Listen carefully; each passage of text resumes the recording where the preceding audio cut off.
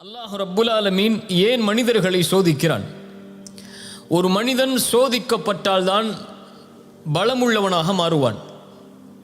சோதிக்கப்படாத யாரும் பலமுள்ளவர்களாக மாற முடியாது. இந்த உலகத்திலே கிடைக்கக்கூடிய விலையுயர்ந்த உலோகங்களாக எதுவாக இருக்கலாம், அவற்றை உருவாக்குவதற்கு பல சிரமங்கள் தேவை. அது பல வடிவ மாற்றங்களுக்கு உட்படுத்தப்பட வேண்டும். அப்படியா இல்லையா? அந்த வடிவ மாற்றங்களுக்கு உட்படுத்தப்பட்டால்தான் அது உயர்தர நிலைக்கு வர முடியும். தங்கமாக இருக்கலாம், வைடூரியமாக இருக்கலாம், எதுவாக இருந்தாலும் சரி. அதுபோல்தான் மனிதன் இந்த உலக வாழ்க்கையில் வெற்றியை சுவைக்க வேண்டுமென்றால் அவன் சோதிக்கப்பட வேண்டும். தோல்விகளையும் விமர்சனங்களையும் அல்லது புறக்கணிக்கப்படக்கூடிய நிலைமைகளையும் சந்திக்காமல் இந்த உலகத்தில் யாரும் வெற்றியை அனுபவிக்க முடியாது. இந்த உலக வாழ்விலும் சரி, மறுமையிலும் சரி. சோதனைக்கு உள்ளாக்கப்பட்டால்தான் வெற்றி கிடைக்கும். தோல்வியை சந்தித்தால்தான் ஒருவன் வெற்றியை சுவைக்க முடியும். தோல்வியை சந்திக்காத வெற்றியாக இந்த உலகத்திலும் நாளை மறுமையிலும் கணக்கிடப்படாது. அல்லாஹ் ரப்புல் ஆலமீன் சூரத்துல் அன்கபூத்துடைய 1, 2, 3 வசனத்தில் அல்லாஹ் அதை தெளிவுபடுத்துகிறான். அலிஃப் லாம் மீம் அர்த்தத்தை அல்லாஹ் அறிந்தவன். ஹஸிபன் நாசு அய்யுத்ரகு அய்யகூலு ஆமன்னா வஹும் லா யுஃப்தனூன். லா இலாஹ இல்லல்லாஹ் என்று நீங்கள் கூறிவிட்டால், நீங்கள் முஸ்லிம்களாக மாறிவிட்டால், இறைவனுக்கு நெருக்கமானவர்களாக மாறிவிட்டால் அல்லாஹ் உங்களை சோதிக்காமல் விட்டு விடுவான் என்று எண்ணிக்கொண்டீர்களா? வலகத் ஃபதன்னா, இறைவன் சோதித்திருக்கிறான் உங்களுக்கு முன்னால் உள்ள சமூகத்தையும். ஃபலயஅலமன்னல்லாஹு அல்லதீன ஸதகு வலயஅலமன்னல் காதிபீன். ஏன் அந்த சோதனை? அந்த சோதித்து யார் வெற்றி பெறுபவர்கள், யார் உண்மையாளர்கள், அதில் யார் தோற்று பொய்யர்களாக மாறுபவர்கள் என்பதை இறைவன் பிரித்தறிந்துதான் உங்கள் ஈமானை இறைவன் அங்கீகரிப்பான். புரியுதா? யாராக இருந்தாலும் சரி, அவர்கள் இந்த உலகத்திலேயே உயர்ந்த நபிமார்களாக இருந்தாலும் சரி, அல்லது ஈமானில் கடைசி தரமுடையவனாக இருந்தாலும் சரி, இறைவனையே மறுக்கக்கூடியவனாக இருந்தாலும் சரி, எல்லோர்களுக்கும் இந்த சோதனை என்பது பொதுவானது. பாவிகளை, இறைவனுக்கு மாறு செய்பவர்களை மட்டும்தான் இறைவன் சோதிப்பான் என்றால் நபிமார்கள் இறைவனால் சோதிக்கப்பட்டிருக்க மாட்டார்கள். உண்மையா இல்லையா? இப்ப நபிமார்களையும் இறைவன் சோதித்திருக்கிறான், பசியை கொண்டு சோதித்திருக்கிறான், அவர்களை மறுக்கக்கூடியவர்களை அவர்களுடைய உறவிலிருந்தே ஏற்படுத்தி சோதித்திருக்கிறான். நபி நூஹை சோதித்தான், யாரை கொண்டு? மகனை கொண்டு. நபி லூத்தை சோதித்தான், யாரை கொண்டு? மனைவியை கொண்டு. இப்ராஹிமை சோதித்தான், தந்தையை கொண்டு. அல்லாஹுடைய ரசூலை சோதித்தான், அவர்கள் விரும்பியவர்களுக்கு ஹிதாயத்தை வழங்காமல். அல்லாஹ் ரப்புல் ஆலமீன் பாவிகளை மட்டும்தான் சோதிப்பான் என்று கிடையாது. அல்லதி ஹலகல் மௌத வல் ஹயாத, சூரத்துல் முல்க் 2வது வசனம். அல்லாஹ் சொல்கிறான், அல்லதி ஹலகல் மௌத வல் ஹயாத லியப்லுவக்கும் அய்யுக்கும் அஹ்ஸனு அமல.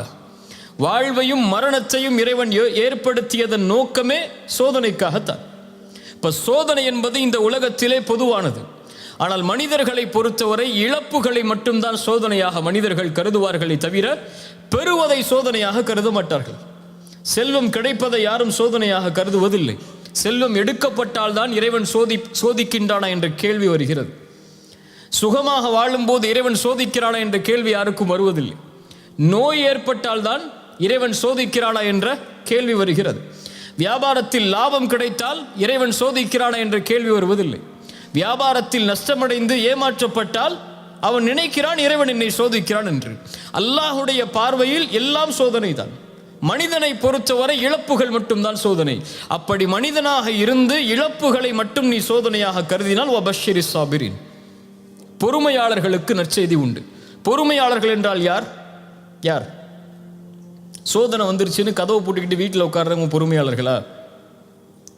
அல்லாஹ் கொடுத்ததில் பொறுமையை கடைபிடிப்பவர்கள், அல்லாஹ் சோதித்ததில் பொறுமையோடு முயற்சி செய்பவர்கள், அல்லாஹ் சோதித்ததில் அந்த சோதனையிலிருந்து வெளியேறுவதற்கு அல்லாஹ் கொடுக்கக்கூடியவற்றை சகித்து கொண்டு முன்னேறுபவர்கள், இவர்களால் தான் வெற்றியை சுவைக்க முடியும் என்று இந்த குர்ஆனுடைய வசனம் சொல்லுகிறது. இந்த உலகத்திலே மனிதன் துவளக்கூடிய முக்கியமான சூழல் செல்வம் எடுக்கப்படும் போது, செல்வம் அவனிடமிருந்து குறைக்கப்படும் போதோ அல்லது முழுவதுமாக எடுக்கப்படும் போதோ, அல்லது உறவுகள் அவனை விட்டு பிரியும் நேரத்தில், அல்லது அவன் நினைத்த உறவு அவனுக்கு அமையாத நேரத்தில். அவன் நினைத்த உறவு என்றால் அவன் திருமணம் செய்ய நினைத்த உறவு அவனுக்கு அமையாத நேரத்தில். இந்த உலகத்துடைய சோதனை, உலகத்துடைய கவலை என்று பார்த்தால், ஒன்று செல்வமில்லாத கவலை, இன்னொன்று அவன் நினைத்த வாழ்வு அமையாத கவலை. இப்படி இந்த உலகத்திலே கவலைக்குரிய காரணங்கள் என்று ஏராளமாக எடுத்துக்கொண்டே போகலாம். அல்லாஹுடைய மார்க்கம் இதில் நமக்கு தரக்கூடிய விளக்கு என்ன? ரசூலுல்லாஹி ஸல்லல்லாஹு அலைஹி வஸல்லம் சொன்னார்கள், ஃபைன் அஸாபக ஷைஉன், உனக்கு ஏதாவது ஒரு சோதனை ஏற்பட்டால், ஃபலா தகுல் லவ் அன்னி ஃபஅல்து கதா வ கதா, நான் அப்படி செய்திருந்தால் நடந்திருக்காது, நான் இப்படி செய்திருந்தால் நடந்திருக்காது என்று சொல்லாது. வலாக்கின் குல், சொல் கத்தரல்லாஹு வமா ஷாஅ ஃபஅல், அல்லாஹ் நாடியதுதான் என் வாழ்வில் நடந்தது என்று சொல். இப்போ ஒரு முஸ்லிமை பொறுத்தவரை, ஒரு முஹ்சினை பொறுத்தவரை, இந்த உலக வாழ்க்கை என்பது அவன் விரும்பியது போல் நடக்காது. அல்லாஹ் விதித்ததின்படி தான் அவனுடைய வாழ்வு இருக்கும். திரும்ப சொல்றேன், ஒரு முஸ்லிமை பொறுத்தவரை அவன் விரும்பியது நடக்காது. அல்லாஹ் எதை விதித்தானோ, அவனுக்கென்று எது முடிவு செய்யப்பட்டிருக்கிறதோ அதுதான் வாழ்வில் நடக்கும். அதனால் இந்த உலகத்தில் ஒரு முஹ்சினை பொறுத்தவரை எது அவனிடத்திலிருந்து எடுக்கப்பட்டாலும், எது அவன் விரும்பியது நடக்காவிட்டாலும், அவன் தேடிய உறவு கைகூடாவிட்டாலும், அவனை பொறுத்தவரை அவன் மனதில் நினைப்பது, இது அல்லாஹுடைய நாட்டத்தில் உள்ளது.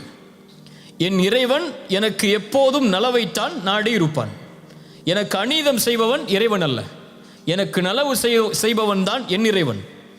என் தாய் எனக்கு கெடுதல் நினைக்க மாட்டாள், என் தந்தை எனக்கு கெடுதல் நினைக்க மாட்டாள், என்னை நேசிக்கக்கூடியவன் எனக்கு கெடுதல் நினைக்க மாட்டான். அதுபோல்தான் என்னை படைத்தவன் இவர்களை விடவெல்லாம் மேலானவன், அவன் ஒருபோதும் எனக்கு கெடுதல் நினைத்திருக்க மாட்டான். அவன் நாடியது நடந்திருக்கிறது, நடப்பது எனக்கு நல்லது, நான் அதை விரும்பாவிட்டாலும் என்பதைத்தான் ஒரு முஃமின் தன்னுடைய வாழ்க்கையின் அடிப்படையாக கொண்டிருப்பான். அல்லாஹ் அதைத்தான் சொல்கிறான், ஒன்றை நீங்கள் வெறுப்பீர்கள், ஆனால் அது உங்களுக்கு சிறந்ததாக அமையும். நீங்கள் ஒன்றை நேசிப்பீர்கள், அது உங்களுக்கு தீயதாக அமைந்திருக்கும். வல்லாஹு யஅலம் வ அன்தும் லா தஅலமூன், அல்லாஹ் தான் அறிந்தவன், நீங்கள் அறியாதவர்கள். உங்களை படைத்த இறைவன் தான் உங்களுக்கு எது நலவு என்று தெரிந்தவன். இந்த நேரத்தில் இந்த செல்வம் குறைக்கப்படுவதால் என்ன நலவு இருக்கிறது என்பதை இறைவன் அறிந்தவன். வபஷ்ஷிரி ஸாபிரீன், நீ பொறுமையோடு இருந்து உன் பாதையில் செல், நீ அறிந்து கொள்வாய் அது என்ன நலவு என்று. உனக்கு ஒரு உறவு கைகூடாவிட்டால், நீ விரும்பிய வாழ்வு உனக்கு அமையாவிட்டால், விரும்பாத வாழ்வு அமைந்து விட்டால் ஏற்றுக்கொள், இறைவன் அதைத்தான் உனக்கு விதித்திருக்கிறான். ஏன் அல்லாஹ் விதித்திருக்கிறான் என்ற கேள்விக்கு பதிலை தேட வேண்டும் என்றால் பொறுமையோடு இரு. பொறுமையோடு இருந்தால் ஏன் இது நடக்கிறது என்பதை நீ அறிந்து கொள்வாய். அல்லாஹுடைய தூதர் ஸல்லல்லாஹு அலைஹி வஸல்லம் அவர்கள் உம்மு சலமா ரலியல்லாஹு அன்ஹா அவர்களுடைய கணவன் அபூ சலமா மரணித்ததற்கு பிறகு ஒரு செய்தியை சொல்லி அனுப்புகிறார்கள். உம்மு சலமாவிற்கு சொல்லுங்கள் ரலியல்லாஹு அன்ஹா, ஒரு முஸ்லிம் சோதிக்கப்பட்டால் அவன் சொல்லட்டும், அல்லாஹ் ரப்புல் ஆலமீன் நாடியதுதான் நடந்திருக்கிறது. இன்னா லில்லாஹி வ இன்னா இலைஹி ராஜிஊன், யா அல்லாஹ் இந்த முசீபத்தை என்னிடத்திலிருந்து நீக்கி இதற்கு பதிலான நலவை என்னுடைய வாழ்வில் ஏற்படுத்து என்று சொல்லட்டும் என்று உம்மு சலமாவிற்கு ரசூலுல்லாஹி ஸல்லல்லாஹு அலைஹி வஸல்லம் செய்தி அனுப்புகிறார்கள். அவருடைய கணவனுடைய மரணத்திற்காக ஒரு உறவை பிரிகிறார்கள். என்ன சொல்லுகிறார்கள்? யா அல்லாஹ் எனக்கு சிறந்ததை கொடு என்று கேட்க சொல்லுகிறார்கள். உம்மு சலமா அறிவாளி, உடனே சொன்னார்கள், அபூ சலமாவை விட சிறந்த கணவரை அல்லாஹ் எனக்கு கொடுப்பாடா என்று. என்ன கேட்டார்கள்? அபூ சலமாவை விட சிறந்த கணவரை இறைவனுக்கு கொடுக்க முடியுமா என்று. அல்லாஹ் ரப்புல் ஆலமீன் அந்த கேள்விக்கு பதிலாக அல்லாஹுடைய ரசூலை கொடுத்தான்.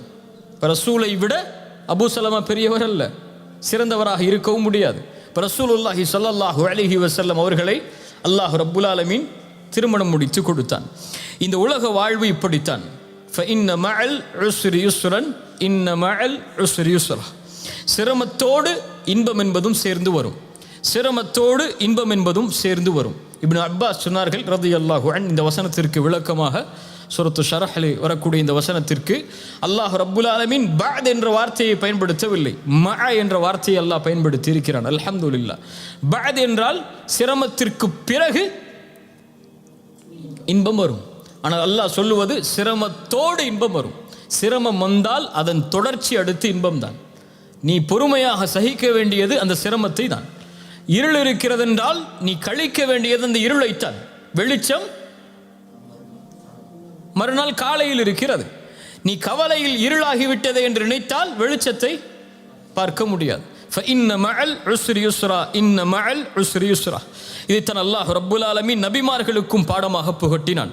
சூரா யூசுஃபுடைய 110வது வசனத்தில் அல்லாஹ் சொல்கிறான், ஹத்தா இதஸ்தைஅஸர் ருசுலு வதன்னு அன்னஹும் கத் குதிபு. நபிமார்கள் அழைப்பு பணி செய்கிறார்கள். நபி நூஹ் அழைப்பு பணி செய்கிறார். இறைவனின் பக்கம் மக்களை அழைத்துக் கொண்டே இருக்கிறார். ஆனால் மக்கள் எல்லோரும் அவர்களை வெறுக்கிறார்கள், புறக்கணிக்கிறார்கள், பொய்யர் என்கிறார்கள், சூனியக்காரர் என்கிறார்கள். என்ன நினைத்து கொண்டார்கள் நபிமார்கள்? இனிமேல் நம்மை யாரும் நம்பிக்கை கொள்ளக்கூடியவர்கள் உருவாக மாட்டார்கள் என்று நினைக்கும் போதுதான் ஜாஅஹும் நஸ்ருனா, அல்லாஹ் அவர்களுக்கு உதவி செய்வான். அல்லாஹ் அவர்களை அதுவரை அந்த நம்பிக்கையின்மையை அல்லாஹ் ஏற்படுத்தி கொண்டே இருப்பான். அந்த நம்பிக்கையின்மை ஏற்பட்டு முடிந்தது என்று நினைக்கும் போது அல்லாஹ் உதவி செய்வான். ஜாஅஹும் நஸ்ருனா.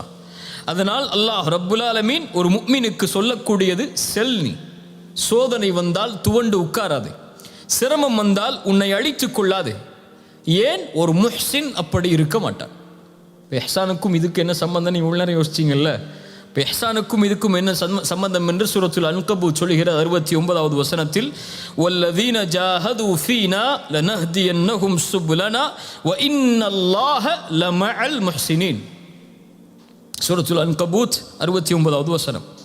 வல்லதீன ஜாஹது ஃபீனா, எம்முடைய பாதையில் யார் முயற்சி செய்கிறார்களோ, வரக்கூடிய சோதனைகளில், வரக்கூடிய சிரமங்களில், வரக்கூடிய இழப்புகளில் யார் எம்முடைய பாதையில், அதாவது அல்லாஹ்விற்காக, அல்லாஹ்வை நோக்கமாக கொண்டு, அல்லாஹ்வை மனதில் நிறுத்தி யார் முயற்சி செய்கிறார்களோ, நிச்சயமாக நாம் அவர்களின் பாதையை திறந்து வைத்தே தீருவோம். லனஹ்தியன்னஹும் சுப்லனா. ஏன்?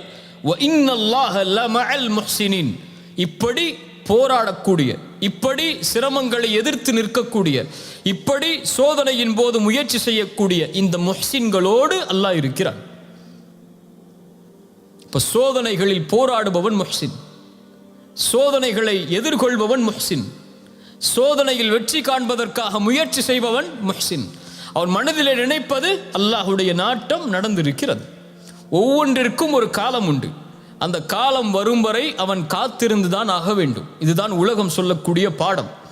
ஒரு மரம் மரமாக வேண்டுமென்றால் அதற்கென்று ஒரு காலம் இருக்கிறது. ஒரு கட்டிடம் கட்டிடமாக உருவாக வேண்டுமென்றால் அதற்கென்று ஒரு காலம் இருக்கிறது. இந்த உலகத்திலே ஒவ்வொன்றுக்கும் ஒரு காலம் இருக்கிறது.